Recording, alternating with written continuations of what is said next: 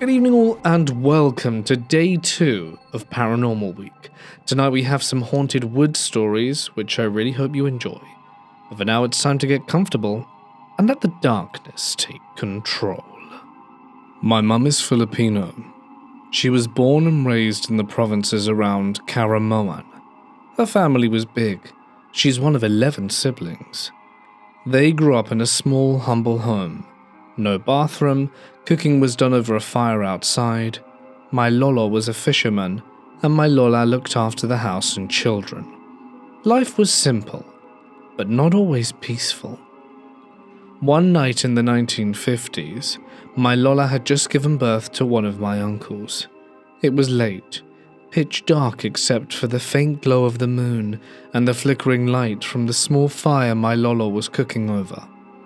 He was preparing something warm for my lola, and had tossed in the birth sheet and afterbirth and all over a nearby baby coconut tree, planning to clean it the next morning. He told my mum this story years later, and since he only spoke Tagalog, she had to translate it for me. He said he was minding his own business, crouched by the fire, when he heard a strange, wet, slurping sound. He turned to look and saw something hunched over the sheet. A black figure with glowing red eyes devouring the afterbirth. Not gonna lie, if it was me I would have just noped out of there. But my lolo, he didn't freeze.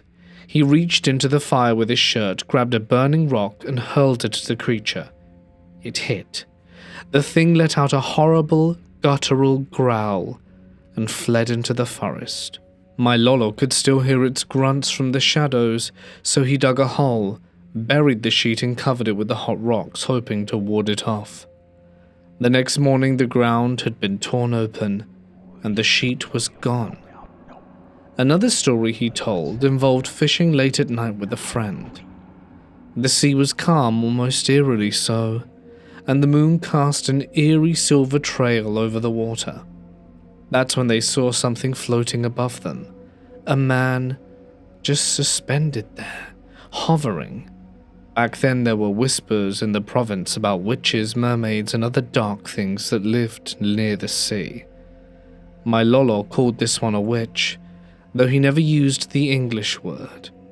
Suddenly the man started diving at them, trying to flip their small boat. His friend started to panic, but my lolo stood up and shouted, "I know who you are. If you don't leave now, I'll burn your house down tomorrow." The man stopped, stared at them, and slowly drifted away, disappearing into the night.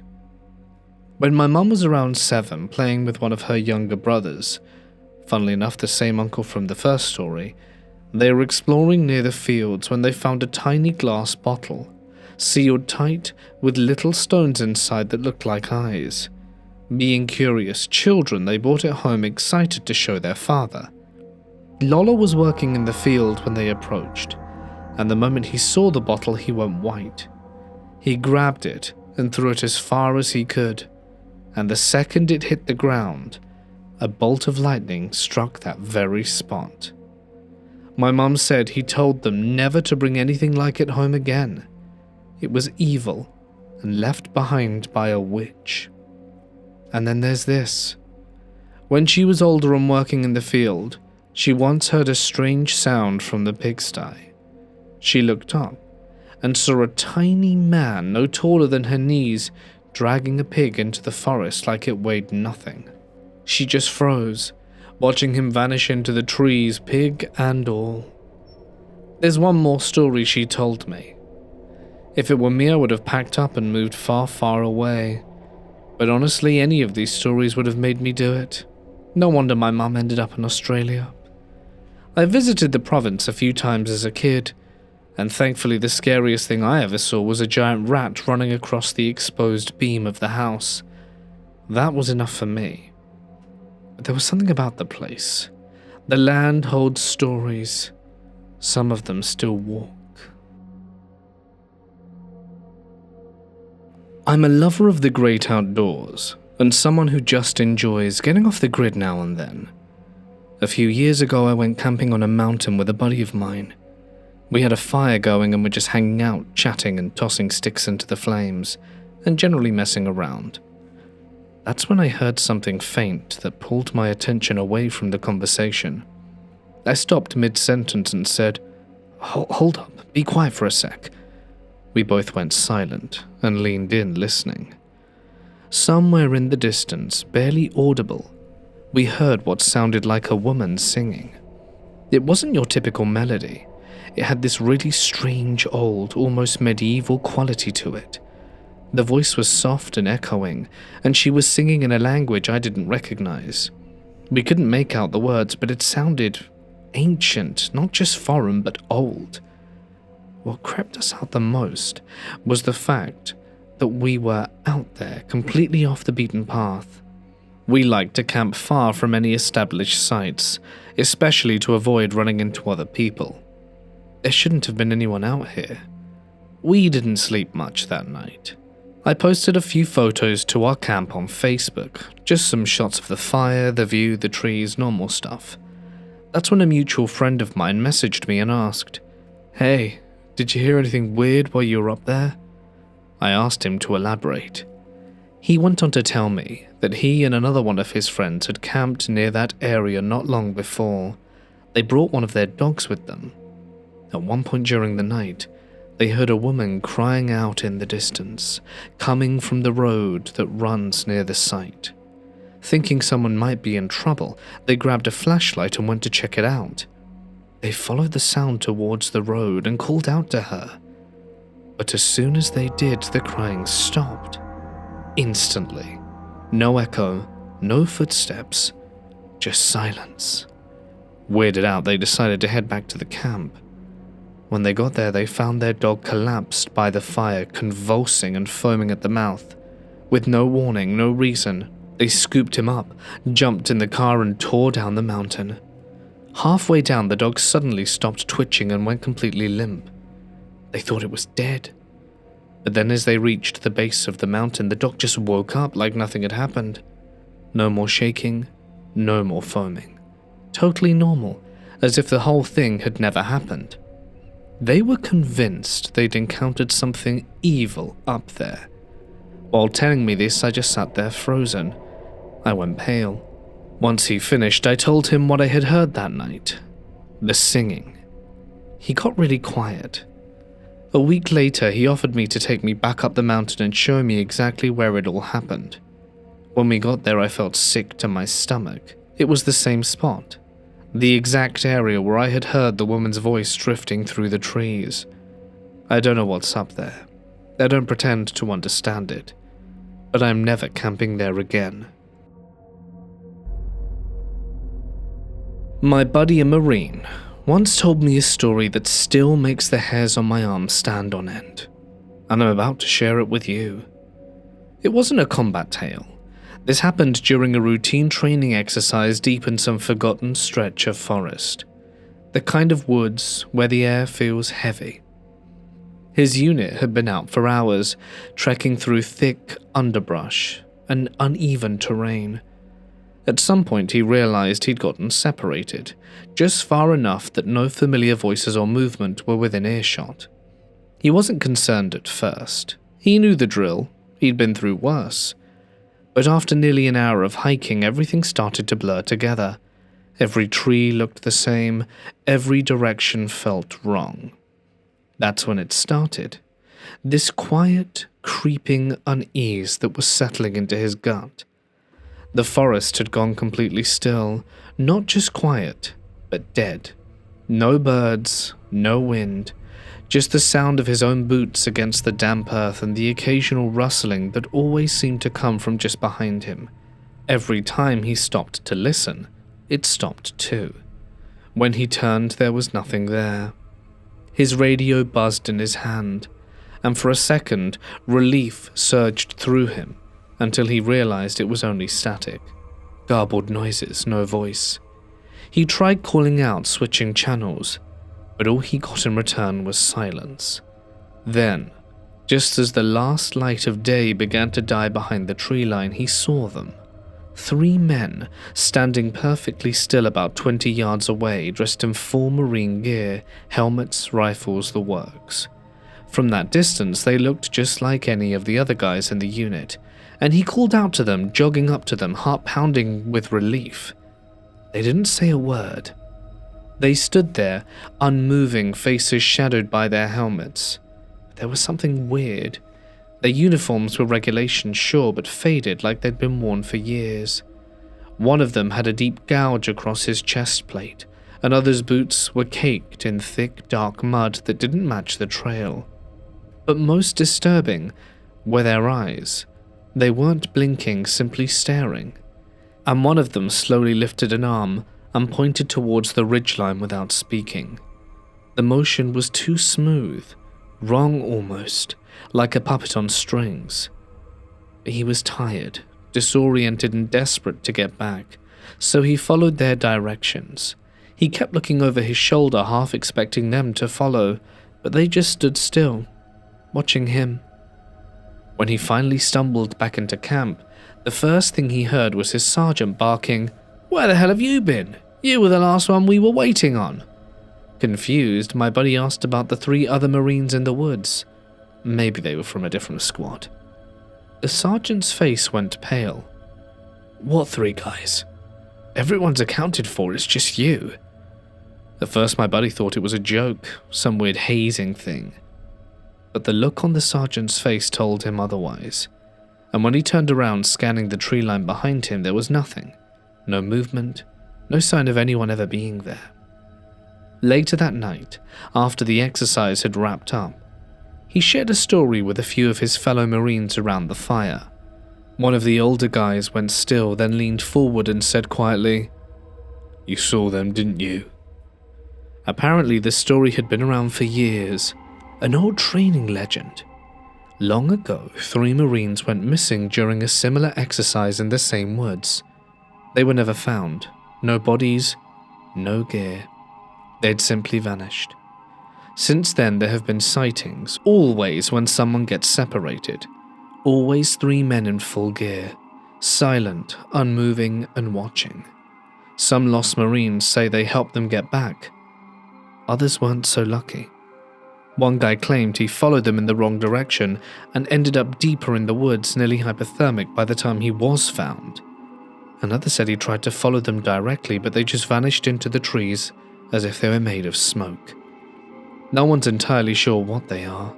All my buddy knows is that they saw him and he saw them.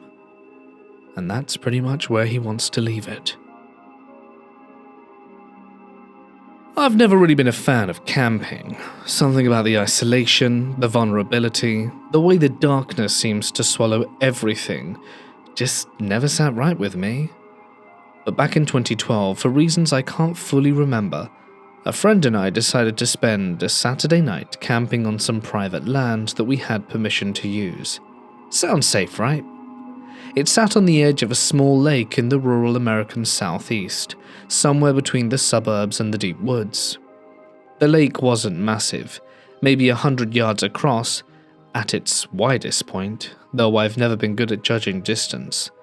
It stretched long and narrow, more like a deep pond, but from where we were set, it filled most of our view. The only way in or out was a single-lane dirt road that cut across a levee at the end of one lake. There was a metal gate blocking the entrance, locked tight. The landowner gave us the code, and we made sure to relock it behind us. We were alone out there. If you've ever spent time in the South, you'll know how fast things get empty once you leave town. Our cities are small, and the rural stretches between them can feel like different centuries altogether. The trees grow thick and close, too dense to build in, too tangled to tame. There are places out there where you can drive for 30 minutes and come across shacks or cabins that look like they've been there since before electricity was a thing. Some still have people living in them. But out there by the lake, things were peaceful. We had a tiny 2-person Coleman tent, a few blankets, and just enough gear to get us through the night. The stars were bright, The air was quiet, and it felt like a good escape from everything. Until my friend sat bolt upright and pointed across the lake. "Do you see that guy over there?" I turned to look, but couldn't see anything myself. Just the tree line on the far side of the lake, dark and still. "Nah, man, it's just the dark messing with you." But he didn't laugh. His eyes were locked on the trees. No, look. There's a bunch of faces behind the trees." I followed his gaze more carefully this time, and I'll never forget what I saw. Lined along the far side of the lake, half hidden behind the trunks, were small, pale faces. 15, maybe 20 of them, all perfectly still, and all of them staring directly at us. Only their heads were visible, just barely poking out from behind the trees, like they were hiding their bodies on purpose. They weren't illuminated by any flashlight or reflection, but they glowed, not brightly, but just enough to be seen. Dim, pale, and round, almost childlike, but not right. There was something off about their proportions. Their features were flat like masks. We were neither drunk nor high. We hadn't even brought any beer, just snacks, water, and a plan to chill and crash under the stars, which made it worse somehow. There was no foggy logic to hide behind. We were fully and painfully sober. I kept waiting for my eyes to adjust, for something in my brain to kick in and go, "Oh, it's just the reflection of the moon on some birds or fireflies clustered in the trees." But that realization never came, because there weren't bugs or owls, and nor was it a trick of the light. Whatever these things were watching us. For what felt like 5 solid minutes, we sat there frozen, staring across the water at those pale, motionless faces. Then I blinked, looked over at my friend, and when I turned back, they were gone. But the quiet wasn't. We heard movement on the far side of the lake. Something large was shuffling through the underbrush. A branch snapped, then another. Whatever was out there wasn't trying to stay hidden anymore. And here's the thing about still lakes in the dead of night. They carry sounds way too well. Every breath, every footstep, every broken twig echoed across the water like it was right beside us. My friend whispered, "What the hell were those?" And his voice cracked. I had no answer, just a pit in my stomach and a growling realization that sleep wasn't going to happen. We didn't leave. We couldn't. That gate was locked behind us. The thought of going back across that levee in the dark, past whatever was in those woods, it didn't feel like a better option. So we stayed, awake, on edge, every sound setting us on alert. Eventually the night passed. We left as soon as there was enough light to see. I tried to do research after that, Googled everything I could think of: ghost, children, lakes, spirits, Appalachian folklore, cabin, legends, glowing faces in trees.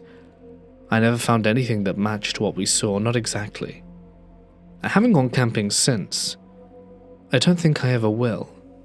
Because sometimes I wonder, if we hadn't seen them first, if we hadn't looked, would they have come closer? I live in a residential area with a large forest nearby, and when I walk my dog, I usually go through the wooded part of the route. During the summer, I walk him around 5 to 6 p.m, but in the winter I go earlier, at around 3 to 4, because it gets dark much earlier. A few days ago I forgot to take him out, so I ended up walking him after coming back from the gym, as I leave the gym around 6. By the time I got home it was around 7 or 8, and during winter it was already very dark by then. This meant I was walking my dog in the middle of the night. I arrived home, leashed him up, and headed out. He stopped a few times to sniff plants and such, and after he finished, we continued to the forest. It was pitch black by then, and as we ventured deeper, I noticed my dog was sticking incredibly close to me like glue. This was odd, because he's usually very playful and excited on walks. I thought he might be scared of the dark since I never walk him at night, but as I would soon learn, I was wrong. We continued into the forest. Nothing strange happened at first. We walked past a few abandoned houses, and while my dog sniffed some grass, I wandered a little bit ahead. Then I noticed he'd fallen behind, so I shouted out, "Coco, let's go. We need to go home." He came right up to me, but as soon as I turned my back, I heard the most horrifying sound. My own voice repeating the same words as I had just said in the exact same tone and cadence. But it wasn't my voice. It was as if something was mimicking me. At that moment, I instinctively scooped up my dog and ran past another abandoned house. The forest is a big loop, and I'm sure it wasn't an echo, as the voice came a good 5 to 7 seconds after I said it with no echo at all. I ran all the way back home, my heart pounding. I let my dog off the leash and collapsed onto the ground, still shaken. 20 minutes later, my mum came home and I immediately went to tell her what had happened. She sat me down and shared her own eerie experience. She told me that while walking Coco in the same forest, she saw a weird dog. It looked completely out of place, like it didn't belong there, and there was something off about it. She described it as looking weird. That made me connect her experience with something I'd heard of before, the uncanny valley. If you're unfamiliar with it, it's the sensation where everything seems normal but something feels wrong. After hearing this, I started wondering if what I experienced might be related to a skinwalker. I'd recently read a skinwalker story, I'm not sure if it's true though, where someone heard a skinwalker mimic their voice calling their dog. After all that, I took a shower and went to bed, and the next night, Tuesday, nothing strange happened. But at half an hour to midnight, I heard strange sounds coming from outside my window. I live in a house, not an apartment, and my room is on the ground floor, and I could hear footsteps. At first I pretended to be asleep, and eventually fell back asleep out of fear. Wednesday morning came, and I told my mum about the footsteps, and she decided to incense the house to cleanse the space. I felt a little better, but she got busy and forgot to talk about it. Later that evening, around 6:40, I went on another walk with my dog because I had forgotten to take him out again. I called my mum to check in while I walked, and because I wasn't paying attention, my dog led me to the forest entrance without me realizing it. At the entrance, about 30 meters in, there's a light post. Normally it works, but that night it didn't. I was left alone in the dark, with just my dog and my weak iPhone flashlight. As my dog stopped to eat some grass, I called out, "Coco, no, let's go, you're not allowed." A few seconds later, I heard a voice repeat, "Coco, let's go." But not exactly the same way I said it, it sounded off. I was on the phone with my mum at the time, thankfully, and I immediately ran to my dog, past the abandoned house where my mum had seen the strange dog. After about 5 minutes of running, I made it home. A few minutes later, my mum came in and I shared everything with her. We didn't have much else to say about it, so I went to bed. That night, nothing strange happened during the day. But guess what time it was when the weird stuff started up again? That's right, 11:30. Exactly the same time as the night before. I just finished showering and went into my room when I saw my cat staring out the window at nothing. I found it strange because she's not the type to look out of windows, and there's nothing outside to see, no birds, no people, just a big metal wall facing my window. I closed it and went to sleep. Today, Friday, I talked everything over with my mum, and we agreed to sage the house. As I'm getting ready for bed now, I felt like I had to share this. And if you've listened this far, know that everything I've shared is true. It was the final day of War X week at IMC. We had just finished a brutal ruck march out to a range. I think it was called Kilo something, for our squad support live fire exercises. We were exhausted, our bodies wrecked, and all we wanted to do was rest until sundown. I remember our platoon sergeant giving one very specific, an oddly serious order. Do not go past the tree line. If we needed to get up in the middle of the night to take care of business, we were to use the porta-johns nearby. That's it, no exceptions. At the time, I brushed it off, probably just to keep us from getting lost or sneaking off to smoke when we weren't supposed to. You know, the usual stuff. And that night I fell asleep quickly. But then came the dream. In it, I was walking through the woods. I knew I was dreaming, but it didn't feel like a dream. It was quite vivid. Dew sparkled on the leaves, and morning mist clung to the low shrubs. I could hear chirping and buzzing of insects. The air was cool, peaceful, and then I started hearing voices. They were soft and playful. Women's voices, children's laughter, whispers weaving through the trees. They echoed from every direction, talking about someone who was lost, telling me, "Keep looking for it." Suddenly the atmosphere shifted. The air turned cold, dense. The forest went silent, and I mean dead silent, not a single sound, not even the wind. Then the whispers returned, scattered and disconnected.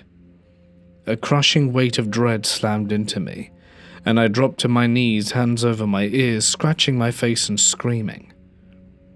And that's when I heard it. Bells. Faint at first, jingling with each step like they were strapped to ankles. I stood up, unable to move. The bells grew louder and then stopped directly behind me, and that's when I felt hot breath on the back of my neck. I turned. It stood there, a massive silhouette the size of a moose, but far too unnatural. It had a deer-like body with multiple legs, the front one ending in human hands. Its neck was long, almost like a horse's, covered in coarse, greyish-brown hair. Gigantic antlers crowned its head. But the face, it was like that of a hyena. But instead of fur, it had smooth, leathery skin with strange grooves along its cheeks. Its eyes were small, black and gleaming, and staring directly into mine. It felt like I was looking at something I was never meant to see. Then a woman's voice began to sing.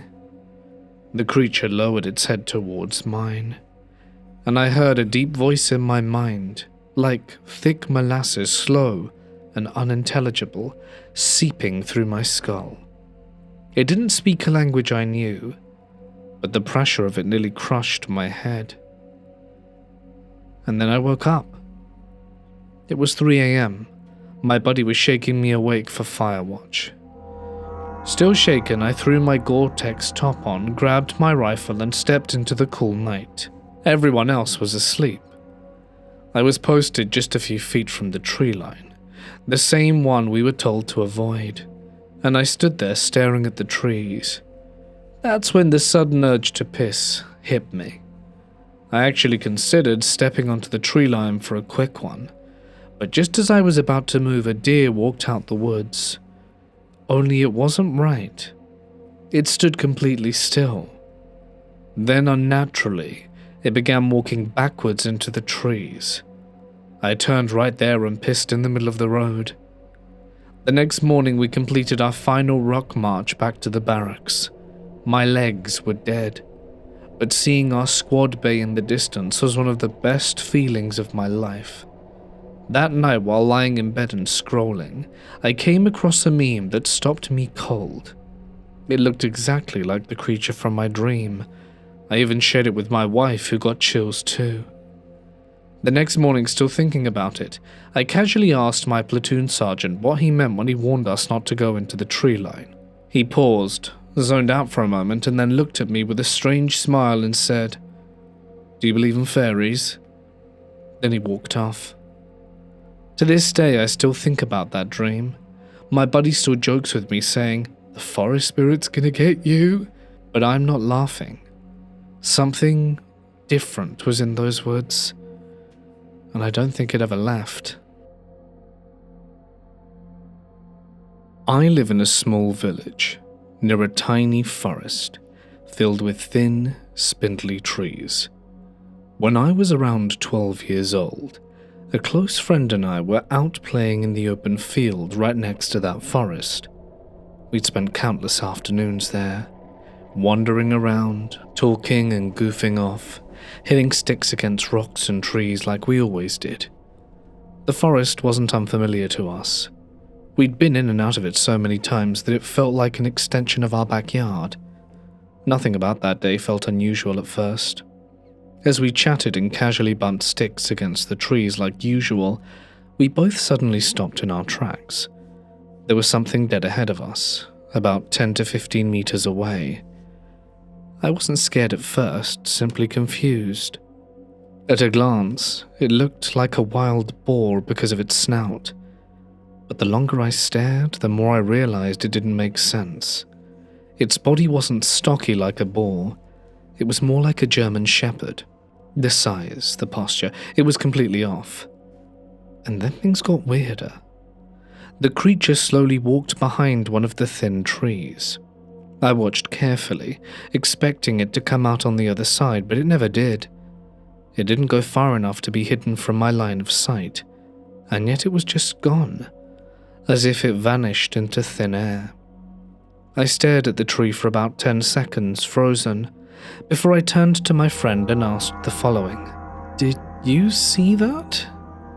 He didn't answer. 5 more seconds passed in tense silence. Then I looked back, because I heard him sprinting through the field, running like I'd never seen him run before. And that's when the fear hit me.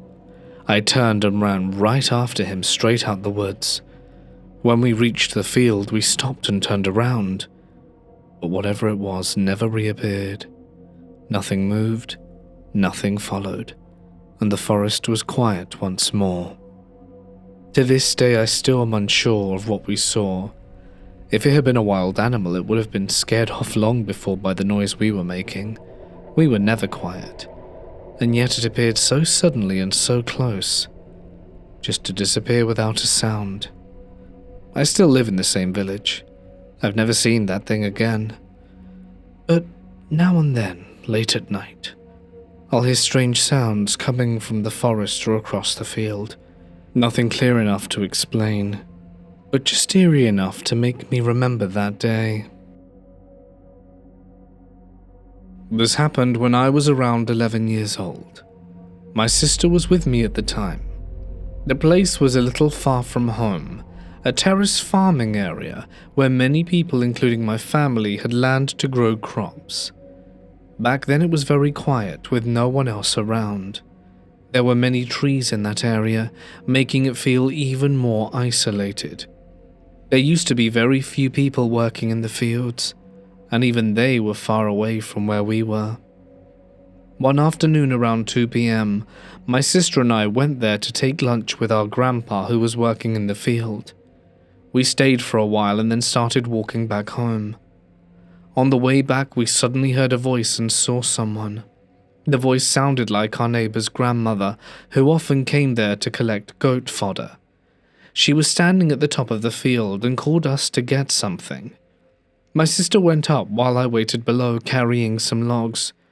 The place was silent, surrounded by trees with no one nearby, and I was already feeling scared. My legs were shaking while I stood there waiting.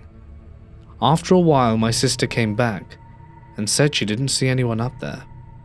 We both panicked, because we clearly remember hearing voices and seeing someone wearing clothes like hers. We quickly walked home feeling very scared. After reaching home, we went to the grandmother's house and asked if she had gone out to collect grass that day. She looked confused and said, "No, I didn't go anywhere today." That gave us chills. Even now when I think about it, I don't exactly understand what happened. If she wasn't there, whose voice did we hear? Who was it exactly? I work as an environmental monitor for oil companies up in Alberta, Canada. One day, a consultant and I were sent out to this old well pad deep in the bush. Our task was to locate unrecorded water wells, basically to find them by sight and mark their GPS coordinates. We followed a rough trail in the forest and managed to find a few of the wells. Since daylight was running short, we decided to return the following week to continue the search. When we came back a week later, something strange happened. All along the same trail, small trees, maybe 1 to 2 inches in diameter, had been bent, clean over, arcing low across the path. That alone wouldn't have been too unusual, but what caught our attention was what had been done to the base of the trees. Each tree wasn't just bent, they were twisted, like someone had grabbed them at the base and wrung them like a wet towel, then forced them downwards. That's not something a falling branch or even a bear could do. And if they had just been pushed down, they would have sprung back up by the time we'd returned.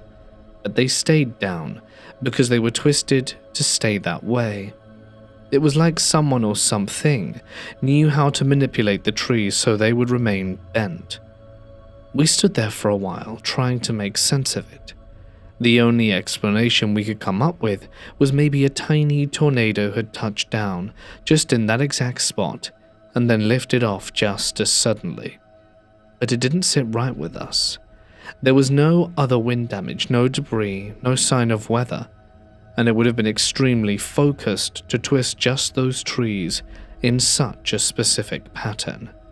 So yeah, either a rogue weather event hit, or maybe Bigfoot was giving us a polite little warning not to return. Whatever it was strong, deliberate, and unsettling. I live in Virginia on an old plantation, and there's a cemetery just up the road. My sister is really into spirituality and has been in contact with psychics near us. I don't believe in any of that, but one time she called one of them, and the psychic told her to not go outside at night, that the deer aren't actually deer. We also found circles of bones, and my sister and her friends were once chased through the woods by something. If you're outside at night, it kind of sounds like there are double the footsteps there should be, but that just could be paranoia. I've always been the type to say that I don't believe in paranormal stuff, and that there's always a logical explanation, so I don't usually jump to conclusions about that sort of thing. Anyway, last night at 3 a.m, I was outside smoking in this little burnt-up shed in front of my house and listening to music. I turned off the music because I was about to go inside. I stood up, put my jacket back on and stretched, and that's when something screamed. And I mean, it screamed like nothing I'd ever heard before. I'm used to hearing foxes and owls make noise, but this sounded nothing like that. It was a scream straight out of a horror movie. I froze, obviously terrified, and the trees began rustling. The thing kept screaming like it was being attacked. At first I thought maybe it was a bear, but bears don't scream like that. I was shaking so badly I could barely stand. I figured I needed to grab a weapon from the shed before heading back inside, and I waited until the noise stopped, and as soon as I moved my leg, not to make a sound or anything, something screamed. Again I ran into the woods still screaming, and I could hear it getting further away as it ran. Then the dogs down the road started barking. I finally made it to the shed, grabbed a plank as it was the only thing I could find along with my phone and jacket, and began walking back to the house. Nothing else happened, but when I got inside and my sister opened the door I was crying and shaking. If anyone has any idea what could have caused that scream or what to do to protect myself, let me know. And if you think it was just an animal, tell me which one. About 2 years ago, my friend and I found a broken mirror deep in the woods. It was just sitting there, leaning against a tree in the middle of nowhere. Out of curiosity, or perhaps something more, I took a shard of it home with me. And since then, strange things began happening to both of us. We were walking through the woods at night on Halloween. We'd walked through it 100 times, but my friend suddenly stopped and said she saw something behind us. I turned around and saw it too, a dark shadow about the size of a dog. But things got weird when I shined my flashlight on it. It began to morph, get taller, and within a moment was the shape of a man that began walking towards us. As it approached, I instinctively said, "I'm sorry?" because I pointed the light right at him. But the second the words left my mouth, it froze. Then it turned to face us. His face was pale and stretched into a huge grin. I've never felt danger like that before. Something primal kicked in, Every nerve in my body screamed that something was hideously wrong in this situation. He turned around after a moment and walked back into the woods, disappearing like he was never there. We live in a small town. You usually recognize people at least by sight, but we'd never seen that man before, and there was something about him that didn't feel human at all. I think all of this might tie back to that mirror. The spot in the woods where we found it has always felt strange. We kept going back each time, exploring a little further, and one day we discovered a narrow path. It didn't seem to lead anywhere, but when we turned around to leave, there it was, the broken mirror resting against a tree like it had been waiting. I took another shard from it. I don't know why. On our way back, my friend heard a faint whisper from the underbrush. We both heard rustling like someone watching, and hurried out without looking back. That wasn't the last time we went, but lately, something always stops us. Bad weather, sudden fatigue, or just this heavy feeling like we're not supposed to go anymore. Since then, weird things keep happening. I heard noises, see shadows moving around my house. Sometimes I feel like I'm being watched. My dreams have grown darker, disturbing, vivid nightmares. Just last week, my brother told me he hears me screaming in my sleep, yelling that someone was watching me, but I don't remember any of it. They've always happened to her randomly, but more and more often now. We both feel like something's attached to us, and we wonder if it was the mirror. If by taking the glass shards, did something latch onto us? I'm not sure if I believe in rituals or that kind of thing, but does anyone know a way that we can figure out what's going on, or protect ourselves? I just need some peace. Let me tell you about this weird patch of wildlife reserve tucked right in the middle of suburbia. You drive past it and never think twice. Just a scraggy bunch of trees between neighborhoods, nothing remarkable. But every time I visit, even in daylight, I got this gnawing feeling that something was watching me. Not paranoia, something aware of me being there. Naturally, I told my friends, and since we were a bunch of bored teenagers with a taste for the spooky, it didn't take much convincing for us to go out there one night to poke around and see what we could stir up. There were 5 of us. One guy, always the overconfident type, took the lead and wandered ahead on the trail. The rest of us stuck together, walking slowly, half joking but half on edge. That feeling, that weird pressure like eyes boring into the back of you, came creeping in fast. I started feeling it first, like the air had turned heavy. I remember seeing, "Does anyone else feel that?" But I don't think anyone answered. We didn't turn back though. Our trailblazer friend was still somewhere up ahead, out of sight by now, and then it hit us like a wave. 1 second we were tense, and the next it was like the entire forest clenched its fist around us. My head felt like it was in a vice, like pressure was building from inside my skull. One of the girls staggered like she was dizzy and almost hit the ground. Everyone froze, wide-eyed and breathing fast. It didn't feel like fear. It felt like a warning. Like something was screaming without sound to leave now. We started shouting for the guy who had gone ahead. No response, and we panicked. We turned and ran back to the car, all tripping over the roots and barely watching where we stepped. When we got to the car, I immediately noticed something was off. The interior light was on, and it hadn't been when we left. I was the one who'd locked it. All the doors were shut tight and nothing was broken, and there was no sign of anyone or anything getting in. But the light glowed like a silent alarm. Something had been in there. Right then, our friend strolled out the trees like he'd just been out for a smoke break, calm as ever. He looked at our pale faces and wide eyes and said, "What's going on?" We told him everything, the pressure, the dizziness, the voiceless threats in the air. He blinked and shrugged. "Oh, I didn't feel any of that. And he followed up with, "So I challenged whatever it was to come out and fight me." We all just stared at him. I don't know what's more unsettling, that he didn't feel it, or that it apparently didn't respond to him at all. We didn't go back after that. I still drive past that patch of wood sometimes, and even from the road it feels wrong, like something in there is waiting just behind the tree line still watching. And I don't know what would have happened if we stayed. I'm not sure I want to. This morning, my best friend of 34 and I of 33, we're both female by the way, decided to take our children and dogs to the woods for some fresh air. We live in the south of the UK, and this is a wood we visited many times before. Right from the start there was an odd feeling in the air. Both dogs seemed on edge, but my dog was particularly unsettled, often whimpering and barking, something she never does. My 4-year-old daughter stayed glued to my side, while my friend's 7-year-old twins ran ahead of us. There are 2 paths in the woods, a high path and a low path.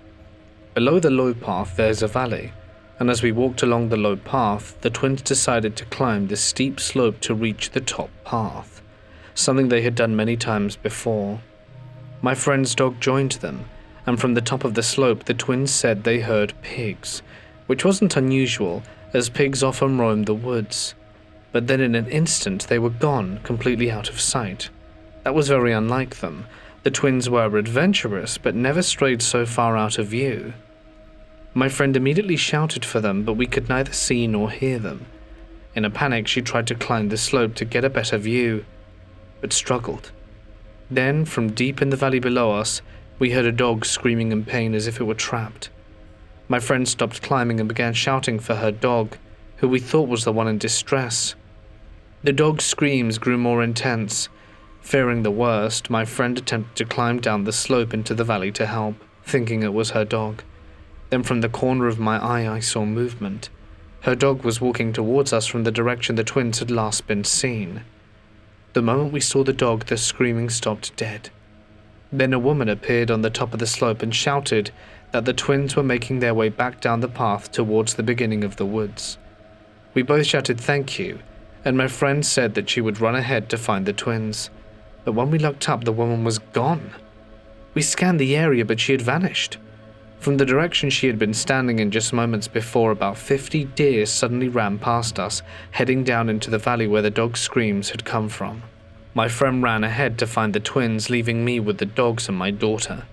As I continued walking towards the entrance of the woods, I heard rustling in the valley beside me.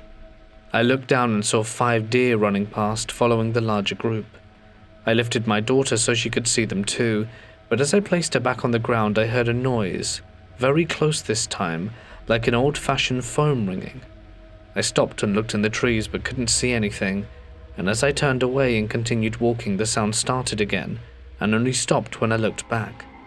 At this point, both dogs were extremely nervous, continually looking behind us as I tried to pull them forward. I can't explain it, but I knew something wasn't right.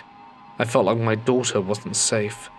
Whatever was happening in those woods, whoever or whatever it was, seemed intent on separating us. Ignoring the strange sounds, I hurried towards the entrance of the woods and dragged my daughter and the dogs on their leads. When I rounded the corner, I saw my friend had found the twins. Both of them looked pale and scared. They told us that they had started singing because they kept hearing twigs and leaves breaking around them, even though they couldn't see anyone. They said they'd encountered a woman with a face they recognized, but her face was unnaturally shiny, and she told them to walk down the path. They said they knew her from school, but neither my friend or I recognized her. The twins also said they could hear us calling them and tried to shout back, but we never heard. We heard the sounds, we saw the woman, and we both felt the overwhelming sensation that we were being separated, but neither of us can explain what happened or why. We've been researching online and found a suggestion called Panic in the Woods, but it doesn't fully explain what we experienced. Your thoughts would be greatly appreciated on this matter. I had a very strange encounter on a walking trail with an invisible 2-legged large creature while walking my dog. Some sections of the trail had wooded areas alongside the walking path, so most of the trail had woods on one side and a park on the other. The wooded area isn't that large. I'd estimate about 300 feet by a half mile, so I don't consider it a forest by any means. The wooded area of the park has 3 or 4 small creeks, and I think only one of them has water. Most of the trees are beautiful, tall and normal, while some here and there look dead. There are always people and kids going down there to ride bikes, hang out and do whatever they usually do. Well, one day around 4 p.m, I took my female dog Bertha for our usual daily walk. We had just gotten out of the car and started walking. We had been on the trail for about 5 minutes, when after a turn, I suddenly started feeling strange. Not scared or afraid, just different. I felt happy, and my little aches and pains disappeared. This was very strange because I remember thinking to myself, not out loud, "Wow, I feel good. I feel like a little kid, brand new."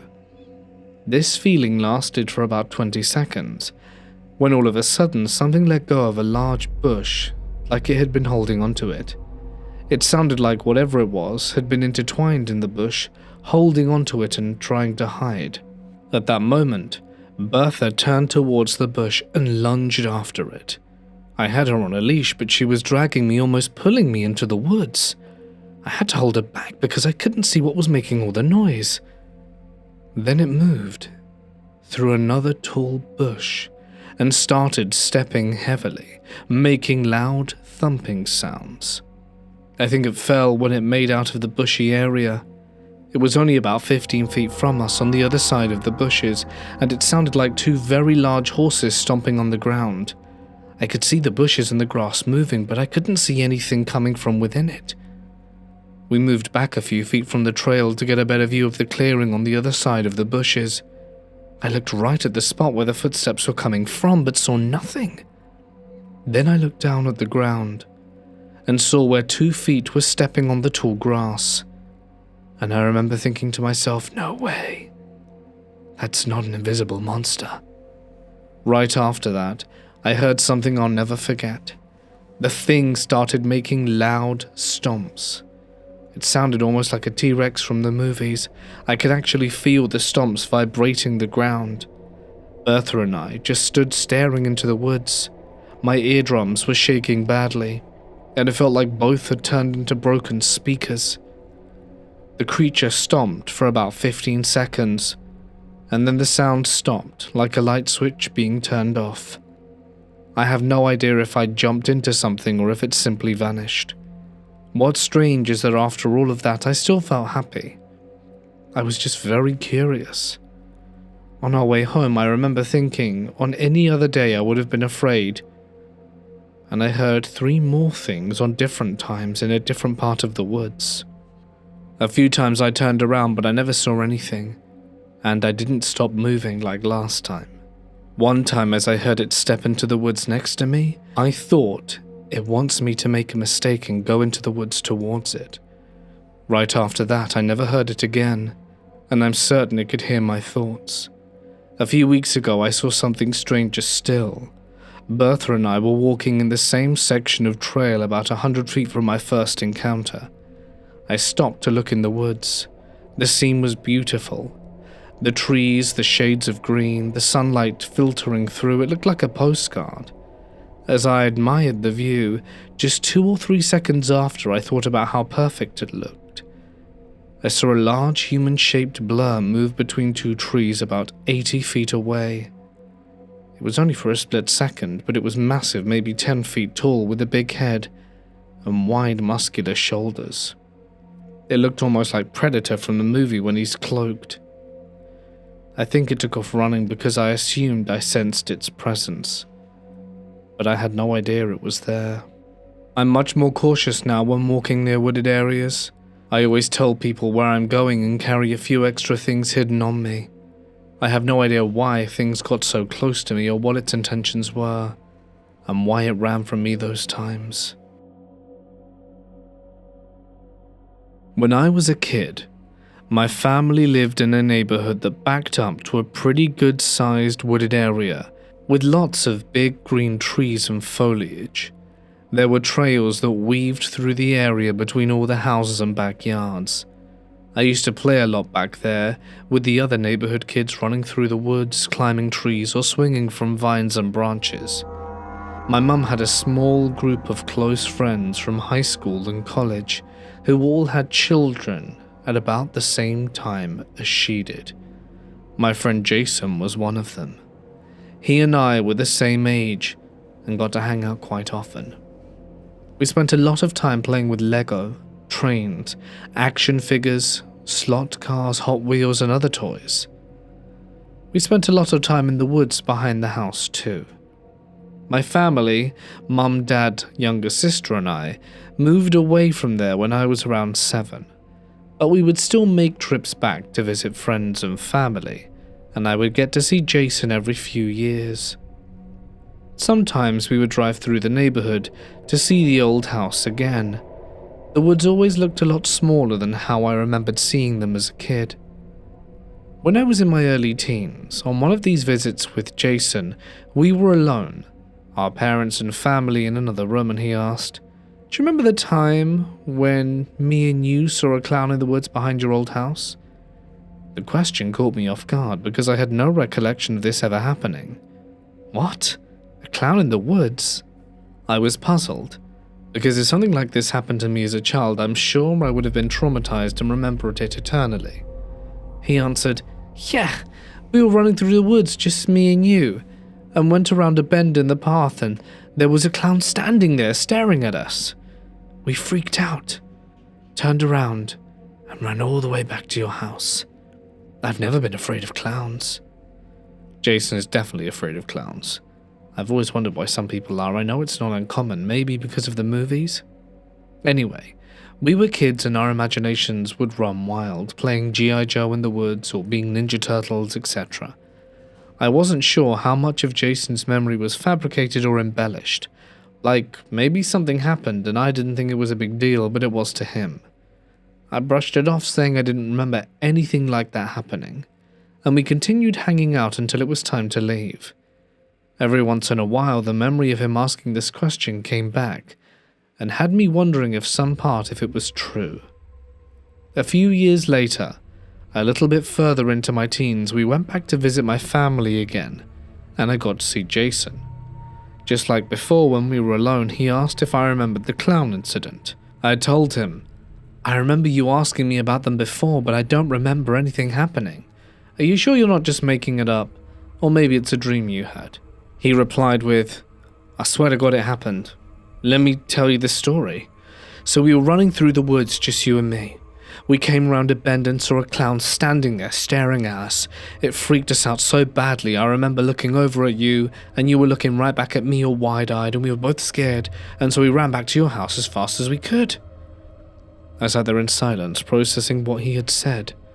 I don't know if it was my mind playing tricks on me, but this time I did have a faint recollection of this happening. However, in my mind there's no way it could have been an actual person. I had a vision of one of those inflatable clown punching toys that would pop back after you punched it, looking half deflated and sagged hanging from a tree branch. I told Jason this and that there was no way it could have been a real clown, and that his brain must have just been making things up. But he was adamant it actually happened, and that it was a real clown standing there in the woods. Eventually, we moved on to another subject, and he didn't bring it up again. Many years later, in my mid-20s, my family made another return trip. Even as adults, Jason brought it up. The conversation this time was much shorter. I recall saying something like, "Yeah, that's so weird. I can't remember anything like that ever happening. But now that you've brought it up every time, I always feel like it could have been real." Now here I am, at 40. Every once in a while I think about Jason and the clown in the woods. I'm not sure if my brain is manifesting memories, and I have no way of knowing if part of his recollection is true. But there's definitely a faint memory in my mind that I can't deny. Even though we're still connected via our parents, I haven't asked him about it since. I wonder if he would remember. Has this ever happened to anyone? Hey guys, it's Mort here, and thank you so much for listening. I hope you enjoyed tonight's adventures in the woods. Don't forget to join me tomorrow for some witchcraft stories. It's going to be interesting and spooky. But that's it from me. A huge thanks as always to my members and patrons whose names can be seen on screen. And if you'd like cool perks, feel free to follow links to find out more. Until next time though, stay awesome. Good night.